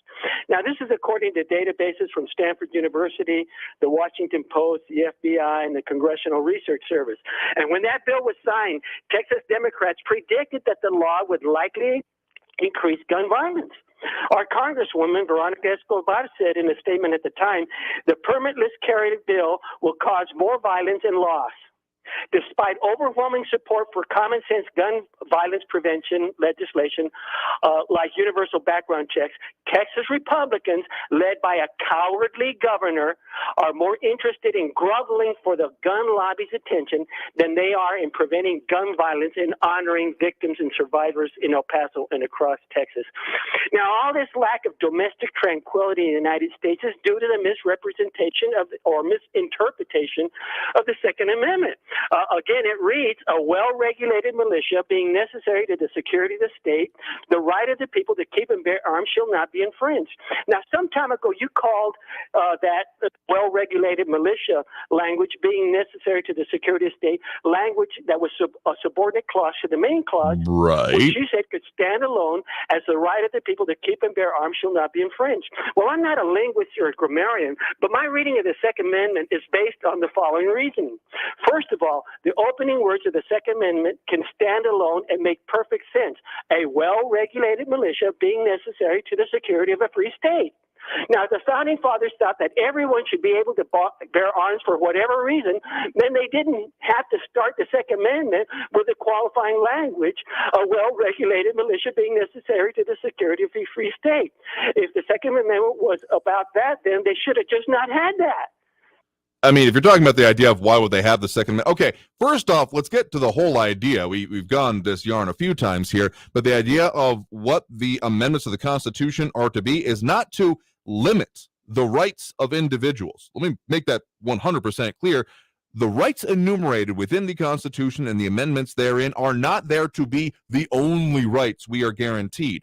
They are there to be specifically because if you go into an actual look at the Federalist Papers and the discussion happening around the entire, because I mean, the U.S. as it started was not under the Constitution. It was under the Articles of Confederation, in which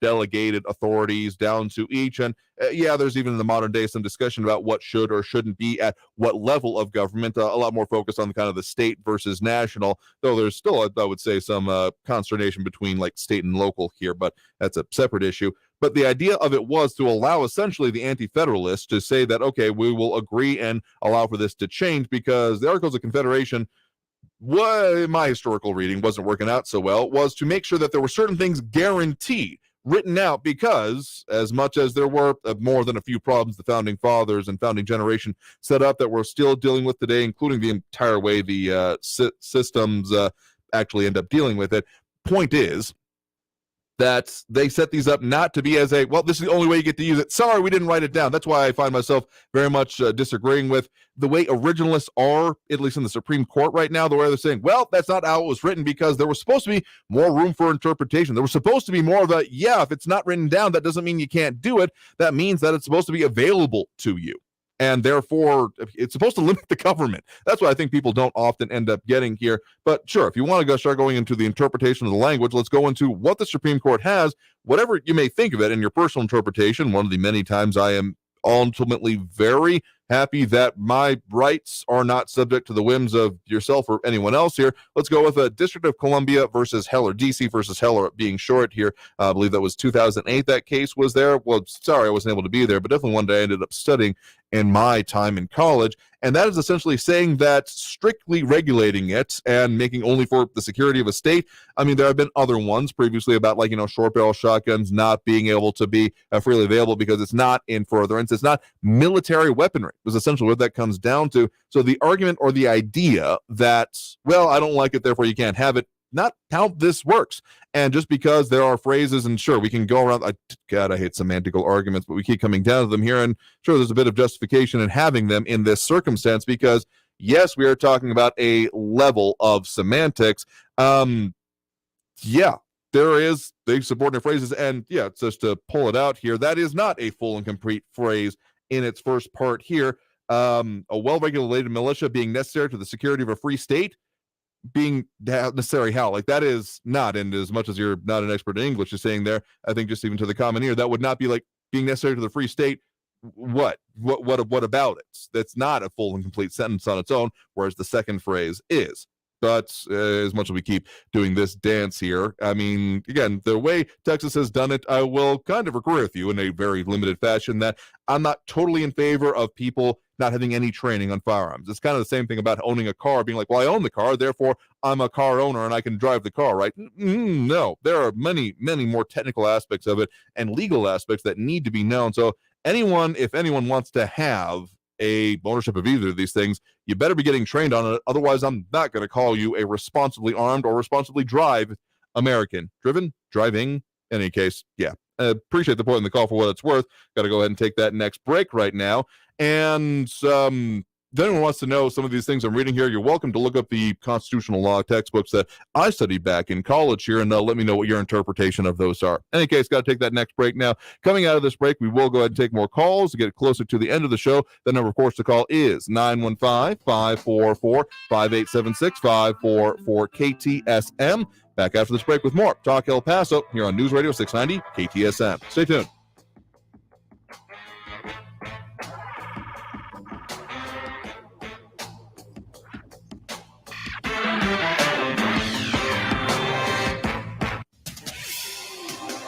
El Paso's News Radio 690 KTSM. Hello, everyone. This is Robert Olguin with your KFOX 14 News Update. Early this morning, El Paso police cleared out about 24 migrants who had slept in the Union Plaza parking garage overnight. Police told the migrants they had to leave because they were in violation of a city ordinance. The migrants who spent the night on the streets in the freezing temperatures were part of the nearly 1,000 migrants who have been released from federal custody over the past few days. The Border Patrol says the so-called street releases are necessary because their detention facilities are beyond capacity. The city's homeless shelters have also said they've run out of room. As temperatures continue to drop, El Paso Animal Services reminds pet owners to keep pets safe and comfortable as a result of the freezing temperatures we'll experience over the next several days. If possible, Animal Services says you should bring your pets inside. If they're outdoors, make sure they have proper shelter and provide them with dry blankets and rotate those blankets to make sure they're dry. This has been your KFOX 14 News Update. I'm Robert Olguin. News Radio 690. Traffic all day. El Paso freeway is crash-free right now. Just some slowing. I-10 eastbound is stop-and-go Cotton to Paisano with 7-minute delays. On the Spur, Liberty Expressway eastbound from the Gateway to the Loop, it's a 5-minute delay. Montana Avenue, 13-minute delays from McRae eastbound to Zaragoza. And an accident with injuries, Schuster Avenue at Stanton. Carrie Edwards, El Paso traffic. From the CBS 4 Warm Weather Center, I'm forecaster Vania Castillo. Well, we are in for a much colder day here in the borderland, looking at a high of 50 degrees in El Paso, 46 67 in Las Cruces, as we did see a cold front move in yesterday. We are going to also be seeing that 20% chance for rain sticking around throughout the rest of the day. By tonight, most of that rain does make its way out of the area. We are, though, going to be replacing it with some wind. Expect 20 to 25 mile per hour winds with gusts of up to 35 miles per hour.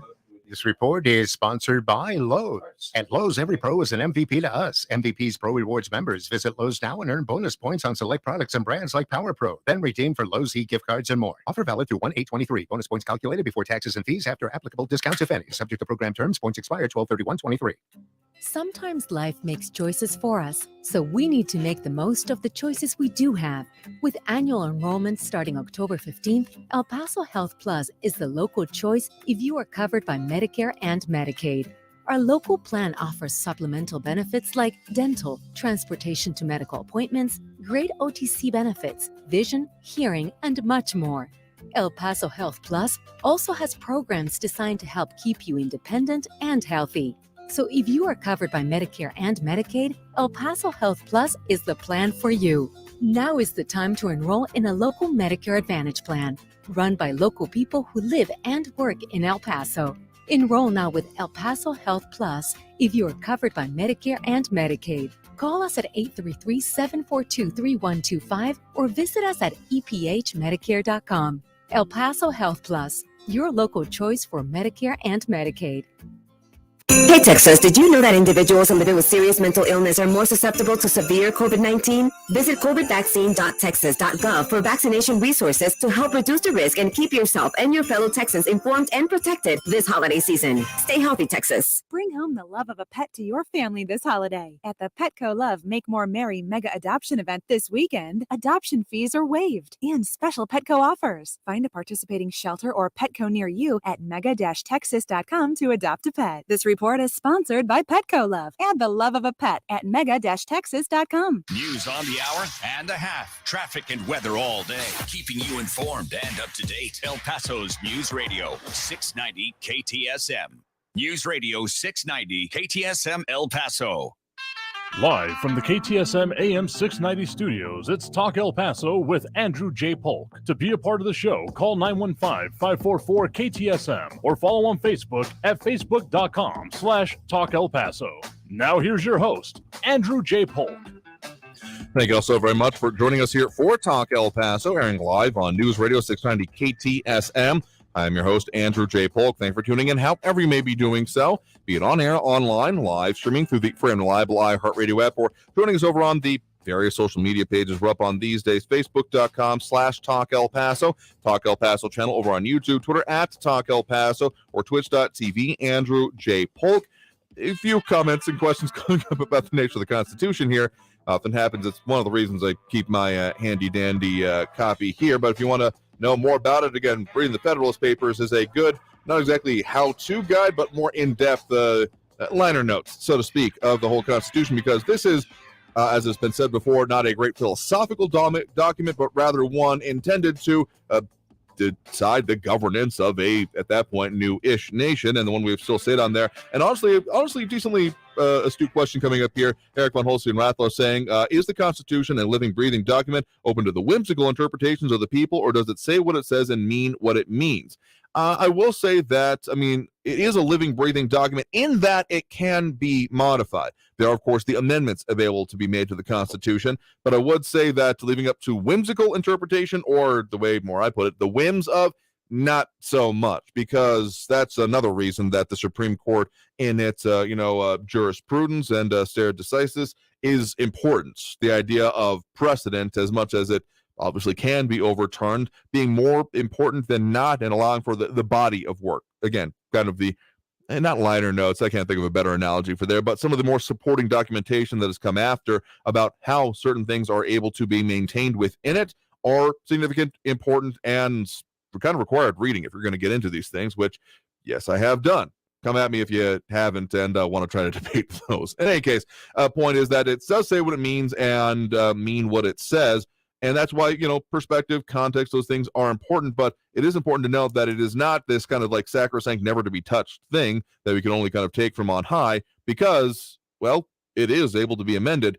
And it honestly shouldn't be that hard to amend, but it hasn't happened. Okay, not quite within my lifetime, but pretty damn near close. And maybe if people are really wanting to see things with that, that needs to be considered. I'd be definitely in support of a couple of them, particularly when it comes to the idea of balancing the budget. One that I think Warren Buffett suggested on the idea of if any time the budget of the United States is insert number here, I think it suggested 5% more than the amount brought in with rent and revenue, all existing representatives are no longer eligible for re-election. That would be very, very interesting to me.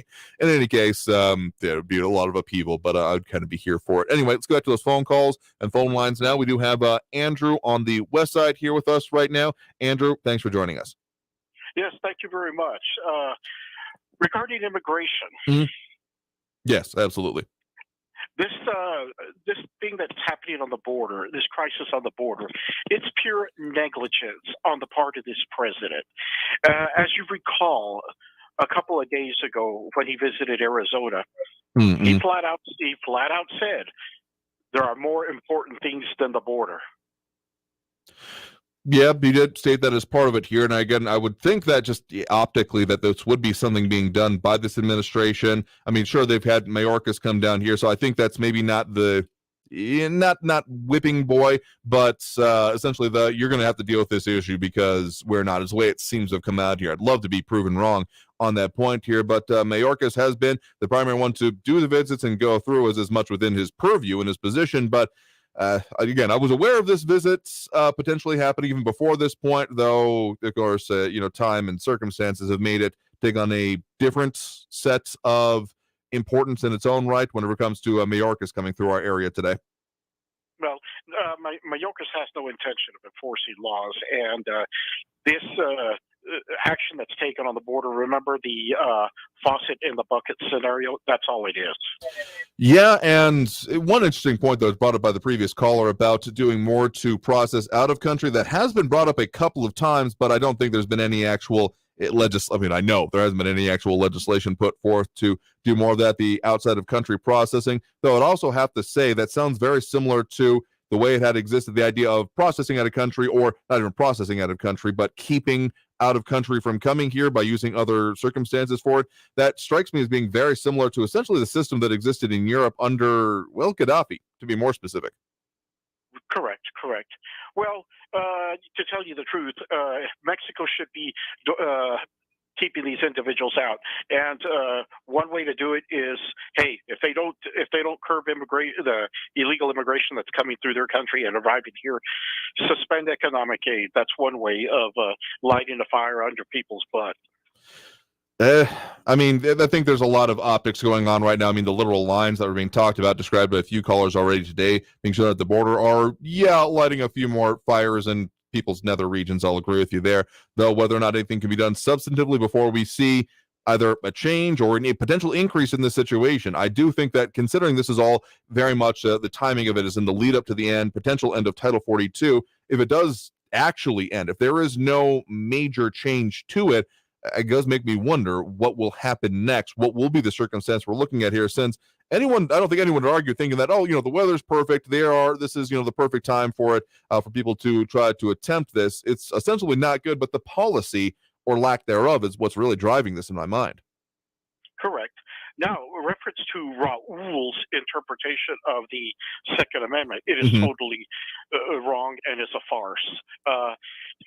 The standalone phrase, the right of the people to keep and bear arms shall not be infringed. Perfect participle phrase doesn't modify any other part of the Second Amendment. And the militia, of course, is codified in 10 U.S.C. 311. And if you go back to the history of the Second Amendment, which I've studied quite in depth, it goes back to the English Bill of Rights of 1689. And Sir William Blackstone said, it's a supporting right of self-defense, it's resistance to oppression, and the civic duty in defense of one's state. So, and then further on, you've got, like you said, District of Columbia versus Heller, 2008, and then later on in 2010, you had McDonald versus City of Chicago. True, but if I did neglect to mention that one. But anyway, I will say, Comrade Raul, get yourself educated. Andrew, I turn the mic back over to you. Thank you very much. No, sure thing. Thanks for the point in the call. You have a good one there. You too. All right, and with that, I think we got time for at least one more call here quick before we get closer to the end of the hour here. We do have Phil on the east side with us right now. Phil, thanks for joining us. Yes, perfect segue with Andrew and referencing Raul. Okay. The Ninth Amendment takes care of all rights not listed, so that, I could go in that direction for that argument. You mentioned Chicago, which is interesting because don't they have the strictest gun laws? And why does Raul never mention statistics of places like Chicago where any weekend you can pick, and who are the people killing the people, and the people are unarmed to protect themselves? I mean, there's a lot of argument that's been made about Chicago and other, big metro areas that have ostensibly more, but still have very serious crime problems, and in the interaction between that, particularly when it comes to the idea of there still being the ownership of arms or the proliferation, however you ever want to put it, and the gun crime specifically. It's not just crime, but gun crime that happens there. And so, argument to be made about, therefore, leaving those that are law-abiding as kind of defenseless also as part of this. So, if there's not a lot of focus on, therefore, actually enforcing the laws on the book here, it still kind of then leaves the people kind of in a lurch here. So, I mean, I don't want this country to end up turning into he who has the biggest gun wins, or the most armed, because that's kind of a dystopia that I've read about and have no interest in participating in. But at a certain point, you have to look at the laws and the choices that are being made. And if you're just focused on you're not allowed to legally have a gun, what are you doing about the other part of it? Because if enforcement is lax, as much as, buybacks are, good PR moments and maybe a feel-good kind of thing, it doesn't end up actually removing from those that have. I mean, hell, there's been instances of people. I mean, there was a string within the last couple of years of gun store robberies here in town, some of them that I'm actually aware of. And a lot of them, they passed up ostensibly much more valuable arms and even ammunition. Very little ammunition was actually taken. It was largely handguns because they were considered, in that case, implements of further crime. And so we have a lot of gun laws on the books here. We have quite a lot. I mean, the United States in general has some of the most laws out of any westernized nation, industrialized nation. And the actual enforcement of them is where the part is ending up being kind of lacking in this point, because, it's definitely not allowed for a lot of these people to end up having them, particularly if they have previous felonies, protective orders, those kind of things on them. And yet that's the difficult part here. And as much as any gun control ends up coming up or being discussed, it often impacts those that are law-abiding. Because if there was actually a provision or a change in law that could be discussed and put forth that would solve these issues, you'd find me 100% behind it. But most of it ends up being kind of punitive against those that don't like the idea of there being kind of, as it's put forth, whimsical interpretations. Exactly. And additionally, I would challenge Raul to find me staggering statistics of responsible, licensed gun owners that go on these mass shootings. The issue that he ignores is to look at mental health illness and people that get guns. Why don't they go through that avenue?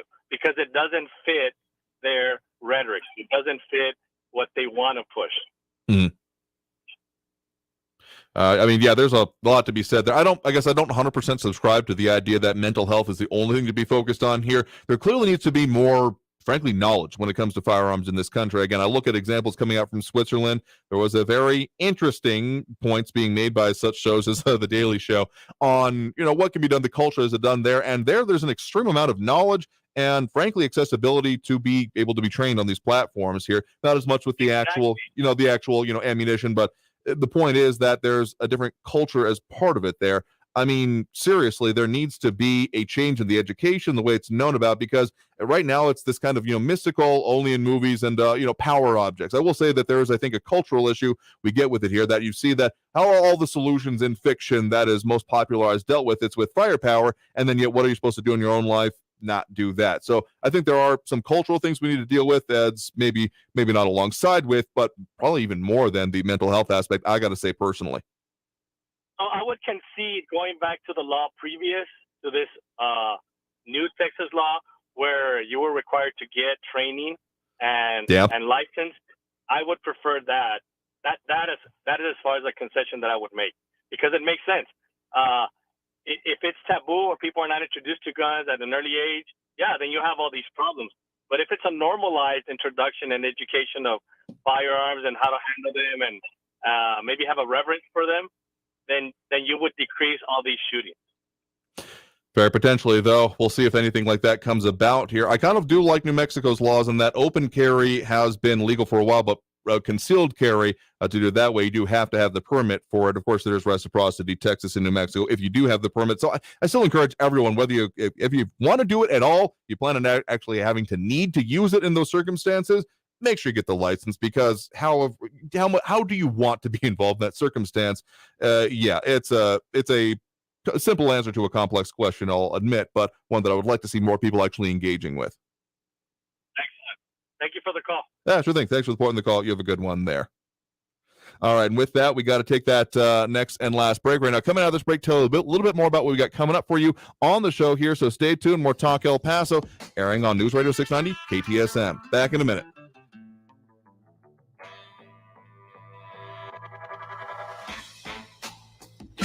Traffic all day.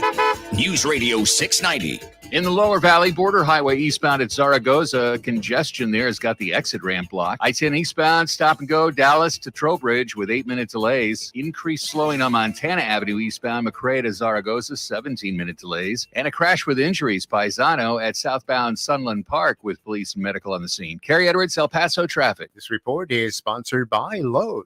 At Lowe's, every pro is an MVP to us. MVP's Pro Rewards members visit Lowe's now and earn bonus points on select products and brands like Power Pro. Then redeem for Lowe's gift cards and more. Offer valid through 1/8/23. Bonus points calculated before taxes and fees after applicable discounts, if any. Subject to program terms. Points expire 12/31/23. The hugs, the joy, even the sleepless nights. Whatever you get from parenthood, you always want to give your children everything. And the UNest app makes it easy to save for their future. The UNest app puts smart investing tools right in the palm of your hand. Plus, you'll grow your UNest account with every purchase you make from over 150 top brands like Disney Plus and DoorDash. Start building your child's financial future. Download the UNest app from the App Store or Google Play. See terms and conditions at unest.co. That's UNEST.co. El Pasoans Fighting Hunger and iHeartRadio have teamed up again to bring back the Buy the Box campaign this year to help those in need in our community this holiday season and beyond. Please consider donating during this most generous time of the year with your organization to Buy the Box. You'll not only be helping your neighbors right in our community to fight hunger, but you'll also be able to boost your business with a complimentary iHeartRadio advertising campaign. For details and to learn more, go to elpasoansfightinghunger.org. That's elpasoansfightinghunger.org/BUY the box. El Paso's News Radio 690 KTSM. Live from the KTSM AM 690 studios, it's Talk El Paso with Andrew J. Polk. To be a part of the show, follow on Facebook at facebook.com/Talk El Paso. Now here's your host, Andrew J. Polk. Thank you all so very much for joining us here for Talk El Paso. I've been your host, Andrew J. Polk. And a lot of stuff we talked about here today, but always a little bit left unsaid, and we got more coming up for you, of course, in future shows, including tomorrow. Going to be visiting with our news partners there at KFOX 14 about some of the biggest investigative stories and happenings in our region. Yeah, probably talking more about some of those circumstances going on this week, including the border areas. But stay tuned, of course, for that. And, of course, we'll be having a lot more discussion about, particularly getting towards the end of the year, about some of the biggest stories of the year. So keep in mind some of the things that you have in mind. Would definitely like some feedback on that. But in any case, that's going to do it for us for today. Super out of time here, so I want to thank everyone that did tune in, call in, comment, participate in the show. We are doing it every Monday through Friday, 4 to 6 p.m. So in the meantime, till we're back with you, stay safe out there. Look twice for motorcycles when out on the road, and have a great evening, y'all. We'll see you tomorrow. Traffic all day. News Radio 690. A crash is blocking the right shoulder on Border Highway eastbound before Fonseca. I-10 eastbound, Dallas to Trowbridge. It's all stop and go with 6-minute delays. Northbound Mesa Street from the downtown exits up to Wrestler is a 6-minute delay. And a crash with injuries. Paisano Drive at Sunland Park. Carrie Edwards, El Paso traffic. Is it getting harder to find new customers? After all, it's one thing to run a business and another to grow it, especially these days. But what if you had access to everyone listening to me right now? Access to all the customers in your area. As the #1 audio company in America, iHeartMedia gives you access to all the customers you need to grow at a fraction of the cost of digital, video, and social advertising, with experts ready to craft your message fast. Get started today at iHeartAdvertising.com. That's iHeartAdvertising.com. Have you been naughty or nice this year? Cash don't care. At Jackson Hewitt, you could still get up to $4,500 for the holidays. Some bucks now, more bucks in January. So be naughty. Snap up all the ginger snaps. Wear a pretty sweater to an ugly sweater holiday party. You could still get up to $4,500 when you go to Jackson Hewitt today. Details at jacksonhewitt.com. Eligible clients can get up to $1,000 in December and up to $3,500 in January. Loans by Republic Bank and Trust Company. Finance charge may apply. Portions of the following program were pre-recorded. News on the hour and a half. Traffic and weather all day. News Radio 690 is KTSM AM El Paso, an iHeart radio station. NBC News Radio, I'm Brian Shook. The disgraced young crypto king is in jail in the Bahamas after learning of the charges against him in the U.S. Federal prosecutors in New York say the former CEO of FTX, Sam Bankman-Fried, stole billions of dollars from customers since 2019 and up until the company collapsed.